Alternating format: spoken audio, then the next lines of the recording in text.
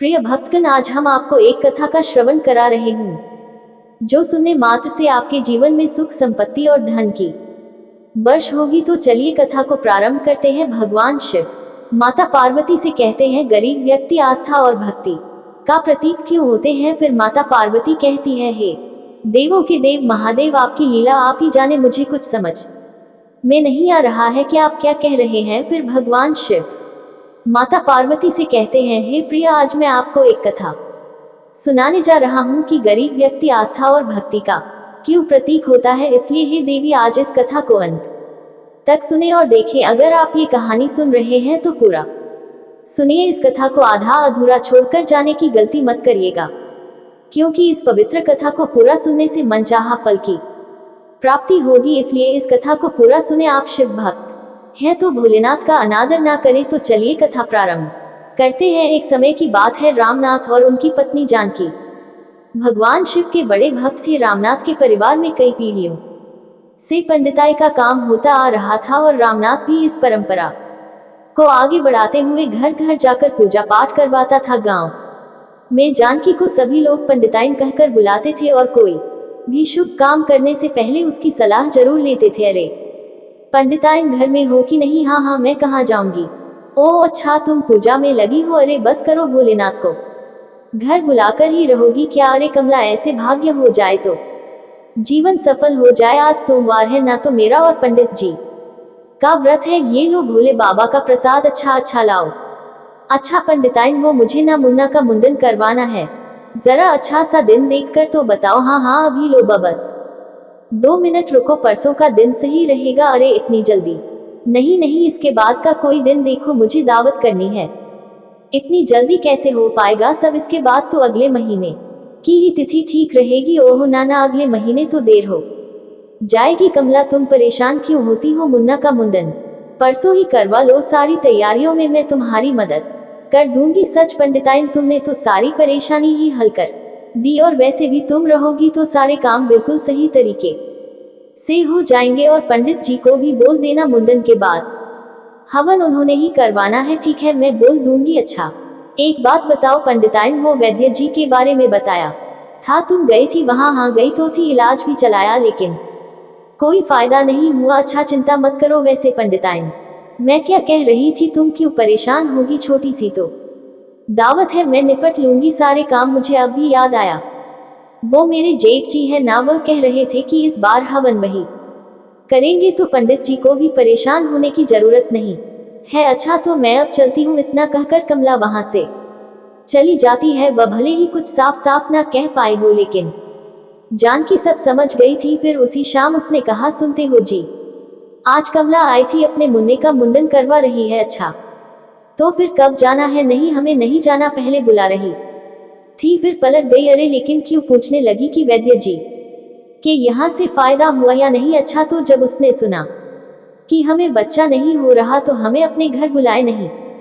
उसकी गलती नहीं है जी, उसका मुन्ना पैदा होते ही बीमार पड़ गया था, बड़ी मुश्किल से ठीक हुआ। ऐसे में उसके मुंडन के वक्त हमें बुलाने में तो संकोच करेगी ही ना। नहीं जानकी, ये सब अंधविश्वास है, हमारी कोई औलाद नहीं है तो क्या हम सबके लिए अपशगुन हो गए हैं? ये तो मुझे नहीं पता जी, लेकिन इतना जरूर जानती हूँ कि जरूर कोई ना कोई बड़ा पाप हुआ है मुझसे, जो शादी के 10 सालों के बाद भी मुझे अभागन की गोद सुनी है। जानकी की आंखों में आंसू थे, और जब यह आंसू उसके बस से बाहर हो गए तो वह मुंह छिपाकर अंदर कमरे में चली गई। रामनाथ के लिए भी ये तकलीफ काफी बड़ी थी। एक तो संतानहीन होने का दुख, और ऊपर से गांव वाले भी अब रामनाथ और जानकी से किनारा करने लगे थे। लोगों ने धीरे धीरे रामनाथ को पूजा पाठ के लिए बुलाना कम कर दिया, जिसकी वजह से रामनाथ के लिए घर का खर्चा चलाना भी मुश्किल हो रहा था। अरे किशोर जी, मैंने सुना बड़े बेटे का जन्म संस्कार करवा रहे हो, मुझे याद नहीं किया आपने। वो पंडित जी, दरअसल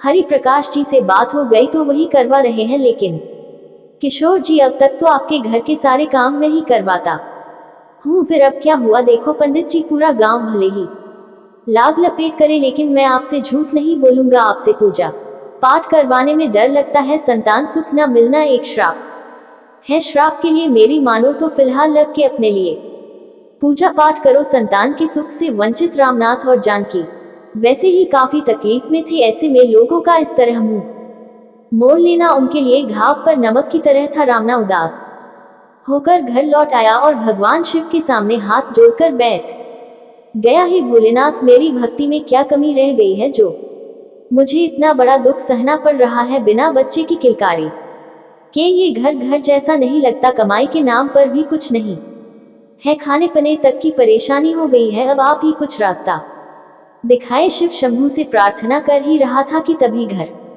का दरवाजा किसी ने खटखटाया। रामनाथ ने जाकर देखा तो एक बूढ़े बाबा दरवाजे पर खाना लेकर खड़े थे। प्रणाम जी, बताए। जीते रहो बेटा, मेरा नाम ओमकालेश्वर है, मैं पास के गांव हारी आपू से आया हूँ। मैंने मन्नत मांगी थी कि अगर मेरा पोता हो जाएगा तो पूरे 100 पंडितों को खाना खिलाऊंगा। किसी ने तुम्हारे बारे में बताया तो चला आया, ये लो यह खाना लाया हूँ आपके लिए, बहुत बहुत शुक्रिया। बाबा बोले, बाबा आपकी हर इच्छा पूरी करे। रामनाथ को खाना देकर ओमकालेश्वर वहां से चले जाते हैं। रामनाथ और जानकी खाने के लिए बैठने ही वाले थे कि तभी रामनाथ ने जानकी से कहा, जानकी, काश भोलेनाथ ने जैसे उन बाबा की इच्छा पूरी की वैसे ही मेरी भी कर दे। मैं प्रण लेता हूँ कि अगर मेरी पिता बनने की इच्छा पूरी हो गई तो मैं आने वाली महाशिवरात्रि पर भगवान महाकाल के दर्शन के लिए जाऊंगा और वहां जाकर 100 गरीबों को दान करूंगा। अभी तो हमारी हालत ऐसी है कि हमें दान लेना पड़ रहा है, देने की नहीं। आज तो इस खाने से काम चल जाएगा, लेकिन आगे के लिए कुछ सोचना होगा। हाँ जानकी, मैं सोच रहा हूँ कि घर के पीछे जो थोड़ी सी जमीन है, जमींदार जी से कुछ पैसे उधार लेकर उस पर खेती शुरू कर दूं। ठीक है जी, मैं भी आपकी मदद करूंगी। रामनाथ और जानकी के पास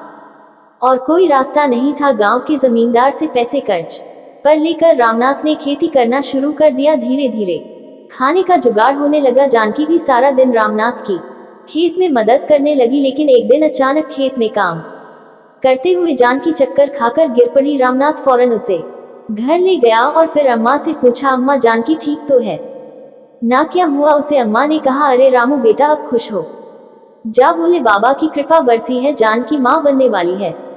बूढ़ी अम्मा के शब्द रामना के लिए अमृत की तरह थे। उसने सबसे पहले जाकर भोले बाबा के सामने सिर झुकाया और फिर जानकी के पास जाकर बोला, जानकी मैं बहुत खुश हूँ, अब कोई दुख नहीं, कोई परेशानी नहीं। आखिर भोले भंडारी ने अपने इस भक्त की पुकार सुन ही ली। जानकी ने कहा, जी जी मैं भी बहुत खुश हूँ, लेकिन इस खुशी में हमें अपनी मन्नत के बारे में नहीं भूलना है। याद है ना, इस महाशिवरात्रि पर आपको भगवान महाकाल के दर्शनों के लिए जाना है और वहां जाकर मन्नत पूरी करनी है। जानकी ने याद दिलाया, मुझे सब याद है जानकी, मैं अपनी मन्नत जरूर पूरी करूंगा, उसने आश्वासन दिया। महाशिवरात्रि आने में कुछ ही दिन बचे थे। रामनाथ जी जान से खेती में लग गया। गांव के एकाध घर से पूजा पाठ करवाने के लिए भी अब उसे बुलाया जाने लगा, लेकिन फिर भी वह सही समय तक इतने पैसों का इंतजाम नहीं कर पाया कि अपनी मन्नत पूरी कर सके। खेती के लिए उसने पहले से ही कर्ज ले रखा था, जिसे अभी चुकाना बाकी था, इसलिए वह अपनी मन्नत के लिए और कर्ज भी नहीं ले सकता था। रामनाथ को समझ नहीं आ रहा था कि इतनी जल्दी अपनी मन्नत कैसे पूरी करेगा। महाशिवरात्रि से एक दिन पहले वह गांव के शिव मंदिर में गया और हाथ जोड़कर भगवान शिव से बोला, आपकी लीला और परंपरा अद्भुत है भोले भंडारी, शायद मैं ही आपकी भक्ति ठीक से नहीं कर पाया, मैं अपना प्रण पूरा करना चाहता हूँ, मेरी मदद कीजिए प्रभु। रामनाथ भगवान शिव की प्रतिमा के सामने फूट फूट कर रोने लगा। तभी उसने अपने कंधे पर किसी का हाथ महसूस किया। रामनाथ ने पलट कर देखा तो सामने ओमकालेश्वर बाबा खड़े थे, जो उस दिन रामनाथ के घर खाना लेकर आए थे। बेटा तुम यहाँ सही वक्त पर मिले हो, सुनो मुझे तुम्हारी मदद की जरूरत है। जी बताए, मैं क्या कर सकता हूँ बेटा? इस महाशिवरात्रि पर मेरी महाकाल के दर्शन की बड़ी अभिलाषा है। अब मेरे बेटे को अपने काम से ही फुर्सत नहीं, वह शहर में काम करता है और अकेले जाने की मेरी हिम्मत नहीं हो रही। क्या तुम मुझे ले चलोगे? तुम्हारा आने जाने और खाने पीने का खर्चा मेरा, और मैं तुम्हें इसके अलावा भी कुछ पैसे दूंगा। बाबा आप साक्षात देवता स्वरूप बनकर आए हैं, मैं आपके साथ चलूंगा, बिल्कुल चलूंगा। रामनाथ बहुत खुश था। महाशिवरात्रि से एक दिन पहले ही वह ओमकालेश्वर के साथ भगवान महाकाल की यात्रा के लिए निकल पड़ा। वहां पहुंचकर महाशिवरात्रि के दिन उसने पूरे विधि विधान से भगवान शिव के महाकाल स्वरूप की पूजा की और फिर ओमकालेश्वर से मिले पैसों से 100 गरीबों को दान करके अपना प्रण पूरा कर लिया। गांव वापस आने के बाद रामनाथ ने कहा, बाबा आप नहीं जानते आपने मेरी कितनी बड़ी मदद की है, चलिए मेरे साथ, मैं आपका सत करना चाहता हूँ। ओमकालेश्वर ने उत्तर दिया, नहीं बेटा, अभी तो घर जाऊंगा, खुश रहो। ओमकालेश्वर रामनाथ को उसके घर छोड़ने के बाद अपने घर की ओर चले जाते हैं। अब सारा गांव रामनाथ को पहले की तरह पूजा पाठ के लिए बुलाने लगा। साथ ही खेती भी बहुत अच्छी हो रही थी। कुछ ही महीनों में रामनाथ ने अपना सारा कर्ज चुका दिया और सही समय पर जानकी ने एक प्यारे से बेटे को जन्म दिया। रामनाथ ने कहा, जानकी देखो क्या तेज है इसके चेहरे पर, होगा क्यों नहीं भूले। बाबा का वरदान जो है। रामनाथ ने पिता बनने की खुशी में पूरे गांव में मिठाइयां बांटी और फिर एक मिठाई का डिब्बा लेकर पास वाले गांव वीरपुर जा पहुंचा। अरे भाई जरा सुनो, यह ओमकालेश्वर जी का घर कहाँ है, वह जिनका बेटा शहर में काम करता है। क्या कहा ओमकालेश्वर भाई, यहाँ तो इस नाम का कोई भी नहीं रहता। क्या कह रहे हो, मुझे इसी गांव के बारे में बताया था उन्होंने, वह काफी बड़े आदमी हैं और इसी गांव में रहते हैं। देखो भाई, मैं इस गांव में हर किसी को जानता हूँ, लेकिन किसी ओमकालेश्वर को नहीं। फिर भी तुम्हें तसल्ली नहीं है तो जाकर खुद पूछ लो। रामनाथ पूरे गांव में हर घर में जाकर पूछता है, लेकिन उस ग्रामीण की बात सही थी। पूरे वीरपुर में ओमकालेश्वर नाम का कोई भी इंसान मौजूद ही नहीं था। गांव भर में घूमने के बाद रामनाथ को जैसे ही एक शिव मंदिर दिखाई दिया तो वहां पहुंचकर उसे सब कुछ समझ आ गया। ओमकालेश्वर कोई और नहीं बल्कि खुद भोले बाबा ही थे जो अपने भक्त का साथ देने आए थे। फिर भगवान शिव कहते हैं, एक दिन उसी गांव में, बाबा रुको आज, फिर आप अपने खाने का डिब्बा भूले जा रहे हो। अरे मेरी लाडो बेटिया, तू मुझे कभी भूलने देती है क्या कोई चीज।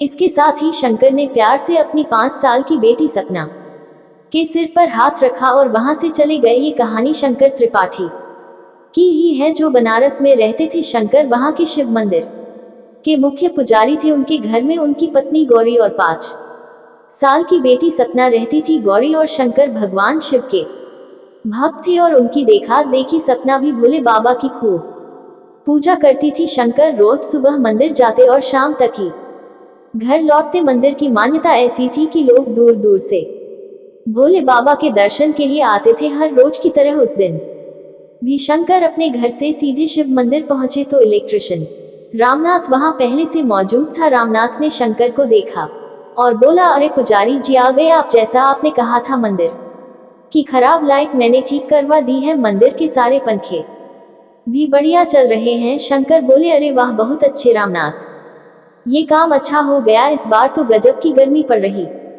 है और भक्त महादेव के दर्शन के लिए धूप में सारा दिन लंबी लंबी लाइनों में लगे रहते हैं। अब कम से कम मंदिर के अंदर आने के बाद तो उन्हें ठंडी हवा मिलेगी। भोले बाबा सबका भला करे। ओम नमः शिवाय। शंकर मंदिर के मुख्य पुजारी थे और स्वभाव से बहुत अच्छे व्यक्ति भी थे। वह हर किसी के बारे में सोचते और पूरे मन से भोले बाबा की भक्ति करते हुए भक्तों से मिलते। दान से ही महीने के आखिर में पूरे मंदिर के स्टाफ को तनख्वाह बांटते और अपने लिए तो केवल उतना ही पैसा निकाल पाते थे जिससे उनका घर चल सके।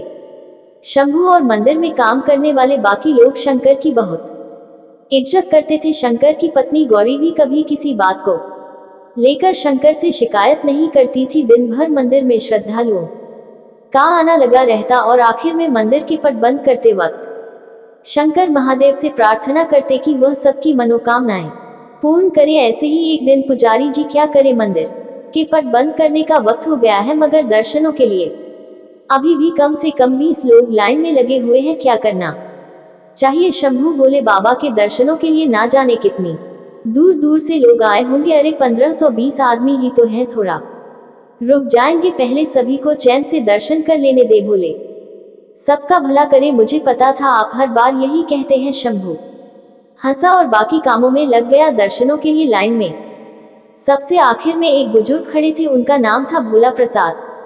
शंकर ने उन्हें भी अच्छे से दर्शन करवाए और उनसे कहा, भोले आपका भला करे। श्रीमान पुजारी जी नमस्ते। जय भोले। श्रीमान महादेव आपकी सभी इच्छाएं पूरी करे। पुजारी जी, मैं जब भी यहाँ आता हूँ हमेशा देखता हूँ कि आप सभी को बहुत प्यार से भोले बाबा के दर्शन करवाते हैं, सबकी मनोकामनाएं को पूर्ण करवा के लिए भोले बाबा से प्रार्थना करते हैं। लेकिन क्या कभी किसी भक्त ने आपसे आपकी मनोकामना पूछी है? अरे श्रीमान, मेरी कोई इच्छा नहीं है, मुझे तो महादेव के चरणों में जगह मिली हुई है और क्या चाहिए बाकी कभी किसी ने पूछा भी नहीं। चलिए पंडित जी, आज मैं आपसे पूछता हूँ, बताए आपकी कोई तो इच्छा होगी श्रीमान। मेरे जीवन की तो एक ही इच्छा है कि मैं एक बार केदारनाथ जाकर महादेव के उस अद्भुत रूप के दर्शन करूं, अपनी पत्नी और अपनी बिटिया के साथ। भोले सबका भला करे। भोला प्रसाद और शंकर दोनों जोर से हंसने लगते हैं। भोला प्रसाद बहुत पैसे वाले आदमी थे और अक्सर महादेव के दर्शनों के लिए उसी मंदिर में आते थे। कुछ दिन बाद जब वे फिर से मंदिर गए तो उन्होंने शंकर से पूछा, पंडित जी, अगर आपके केदारनाथ जाने की इतनी इच्छा है तो आप जाते क्यों नहीं, क्या समस्या है? शंकर ने उत्तर दिया, जाने की तो बहुत इच्छा है श्रीमान, लेकिन खर्चा पानी नहीं हो पाता है। जितना भक्तगण दान करते हैं उसी से मंदिर की देखरेख करनी होती है और अपना घर भी चलाना होता है। भोला प्रसाद सारी बात समझ चुके थे। पूजा समाप्त होने के बाद वे घर लौटे और 2 दिन बाद उन्होंने अपने नौकर हरि को बुलाया और कहा, हरि एक काम करो। हरि ने कहा, जी मालिक बताए। भोला प्रसाद ने कहा, वो जो घाट वाला शिव मंदिर है वहाँ के पुजारी हैं शंकर त्रिपाठी जी, उनके घर का पता करो और ये लिफाफा उन्हें दे देना। लेकिन एक बात का ख्याल रखना, उनके सामने मेरा नाम मत लेना और अगर वे पूछे कि इसमें क्या है और किसने भिजवाया है तो बस इतना कह देना कि आपको बाबा केदार ने बुलाया है। हरि को भोला प्रसाद द्वारा दिया गया लिफाफा में कुछ पैसे और उस बस की 3 टिकटें थी जो हर महीने भक्तों को केदारनाथ ले जाती थी। शंकर कभी भी उस बस की 3 टिकटें खरीदने लायक पैसे नहीं जुटा पाए थे। लोगों से पूछते हुए हरि जल्दी ही शंकर के घर पहुंचा और बोला, राम राम पंडित जी, जय भोले। आप कौन है? मैंने आपको पहचाना नहीं। पंडित जी, मैं कौन हूँ यह जरूरी नहीं है, आपके लिए ये लिफाफा भेजा है। किसने भेजा है, क्या है इसमें? शंकर ने पूछा। भाई पंडित जी, वो मुझे नहीं मालूम, लेकिन जिसने ये लिफा भिजवाया है उन्होंने कहलवा ने आपको बुलाया है। शंकर हरि की बात समझ नहीं पाते और लिफाफे को हरि से लेकर गौर से देखने लगते हैं। तब तक हरि वहां से चला जाता है और शंकर उसे आवाज लगाते रह जाते हैं। शंकर जब घर के अंदर आकर लिफाफा खोलते हैं तो उनकी आंखों में खुशी के आंसू आ जाते हैं। वे उस लिफाफे को भोले बाबा की कृपा मानते हुए अपनी पत्नी गौरी से कहते हैं, गौरी ओ गौरी, देखो मेरा सपना पूरा होने वाला है। भगवान भोले बाबा ने अपने दरबार में बुलाया है। मेरे महादेव ने मुझे केदारनाथ बुलाया है। शंकर गौरी को लिफाफे के बारे में बताते हैं। गौरी भी बहुत खुश हो जाती है। इसके बाद शंकर और गौरी अपनी बेटी सपना के साथ केदारनाथ यात्रा के लिए निकल पड़ते हैं। केदारनाथ पहुंचकर शंकर की खुशी का ठिकाना नहीं रहता। पूरा परिवार केदारनाथ धाम पहुंचकर पूरे विधान से महादेव की पूजा अर्चना करता है। फिर बाहर आकर मंदिर से दूर एक जगह पर बैठ जाते हैं। शंकर लगातार मंदिर को निहार रहे थे। तभी गौरी ने उनसे पूछा, क्या हुआ जी? अभी तो हम मंदिर से ही आए हैं, अब आप क्या देख रहे हैं? शंकर बोले, मुझे विश्वास नहीं हो रहा कि मैं बाबा केदार के पास हूँ, कहीं ये कोई सपना तो नहीं? गौरी ने मुस्कुराते हुए कहा, नहीं जी, यह सपना नहीं, सच है। अगर आपने सच्ची श्रद्धा से भोले बाबा की भक्ति की है तो उन्हें आपकी यह मुराद पूरी करनी ही थी। शंकर और गौरी आपस में बातें कर ही रहे थे कि अचानक मौसम बिगड़ने लगा। तेज हवाएं चलने लगी और देखते ही देखते तेज बारिश शुरू हो गई। शंकर और गौरी जल्दी से एक सुरक्षित जगह ढूंढने लगे। वे वापस मंदिर की तरफ दौड़ने लगे। वे कुछ ही दूर पहुंचे थे कि अचानक बहुत दूर से एक आवाज आई। दरअसल शंकर ने देखा कि पीछे से पानी का सैलाब उनकी तरफ बढ़ रहा है। उन्हें समझने में देर नहीं लगी कि उनका सामना किसी त्रासदी से होने वाला है। शंकर अपनी बीवी और बच्चों को पानी की विपरीत दिशा में लेकर भागा, मगर पानी कुछ ही सेकंड में उन तक पहुंच गया। तीनों पानी के उस तालाब में बहने लगे। गौरी, सपना, मेरा हाथ मत छोड़ना, मैं तुम दोनों को कुछ नहीं होने दूंगा। बाबा, हम मरने वाले हैं क्या? नहीं बेटिया, नहीं। बोले, बाबा हमारे साथ है, कुछ नहीं होगा। तीनों एक दूसरे का हाथ पकड़े हुए पानी में बह रहे थे। गौरी ने सपना का हाथ तो थामे रखा, लेकिन कुछ देर बाद उसका हाथ शंकर से छूट गया। शंकर ने बहुत कोशिश की मगर वह उन दोनों तक नहीं पहुंच पाए। तभी उन्होंने देखा कि एक बड़ा सा पेड़ उनकी तरफ बह रहा है। शंकर ने गौरी की तरफ देखकर चिल्लाया, गौरी, मैं इस पेड़ को रोकने की कोशिश करता हूँ, तुम उस मकान की छत पर जाने की कोशिश करो। गौरी सपना को लेकर उस मकान की तरफ तैरने लगी जो थोड़ी ऊंचाई पर था, मगर वह बार बार पलटकर शंकर को भी देख लेती। काफी देर तक पेड़ को रोके रखने के बाद शंकर की पकड़ ढीली पड़ गई और वह पेड़ के साथ बह गए। सपना और गौरी सिर्फ बिलखते रह गए, कुछ नहीं कर पाए वे दोनों। कई घंटों तक उस मकान पर फंसे रहे। वायुसेना के हेलीकॉप्टर ने उन्हें बचा लिया और उनसे शंकर के बारे में जानकारी ली। शंकर को ढूंढने की कोशिश की गई लेकिन उनकी कोई खबर नहीं मिली। सपना और बनारस अपने घर वापस आ गए और शंकर का इंतजार करने लगे। देखते ही देखते 1 साल गुजर गए। उधर उस त्रासदी के बाद एक बार फिर केदारनाथ धाम को भक्तों के लिए खोल दिया गया। लोग फिर से उसी श्रद्धा के साथ बाबा केदार के दर्शनों के लिए आ रहे थे। तभी मंदिर के बाहर एक न्यूज रिपोर्टर अपनी रिपोर्ट में बताता है, इस वक्त हम खड़े हैं केदारनाथ मंदिर के द्वार पर, जहां हजारों श्रद्धालु दूर दूर से भोले बाबा के दर्शनों के लिए आ रहे हैं। साथ ही चमत्कारी बाबा को देखने भी। कौन है ये चमत्कारी बाबा? आज हम आपको उनसे मिलवा जाएंगे जो पिछले 1 साल से मंदिर की सीढ़ियों पर ही ध्यान लगाए बैठे हैं।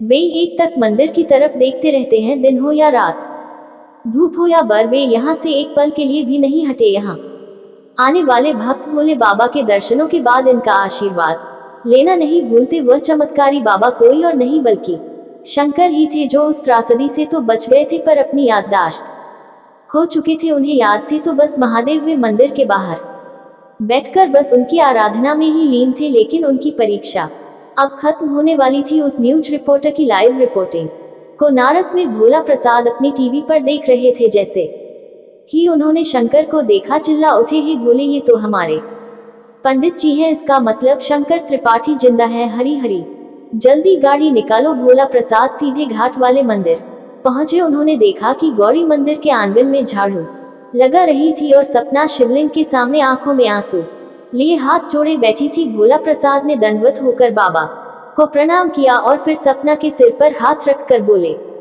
बिटिया आंसू पोंछो, हमें केदारनाथ जाना है तेरे बाबा को लेने। सपना और गौरी यह सुनकर चौंक गए। भोला प्रसाद उन्हें सारी बात बताते हैं और फिर उन्हें लेकर खुद केदारनाथ जाते हैं। वहां शंकर को पाकर गौरी और सपना बहुत खुश होते हैं। शुरुआत में शंकर उन्हें नहीं पहचानते तो गौरी और सपना वहीं उनके साथ रहकर उनकी सेवा करते हैं और वो सब कुछ याद दिलाने की कोशिश करते हैं। भोला प्रसाद भी इसमें उनकी मदद करते हैं और किसी तरह शंकर को समझाकर वापस बनारस ले आते हैं। फिर भोला प्रसाद अच्छे डॉक्टर से शंकर का इलाज करवाते हैं और कुछ ही दिनों बाद शंकर को सब कुछ याद आ जाता है। वो गौरी और सपना से गले मिलकर कहते हैं, भोले सबका भला करे। इतना कहकर भगवान शिव इस कथा को समाप्त करते हैं। इस वीडियो को बोलते समय कोई त्रुटि हो तो मैं क्षमा चाहूँ। उम्मीद है आप सभी को यह वीडियो अच्छी लगी होगी। अगर आप शिव के सच्चे भक्त हैं तो चैनल को सब्सक्राइब और वीडियो को लाइक करके कमेंट में हर हर महादेव लिख दीजिए।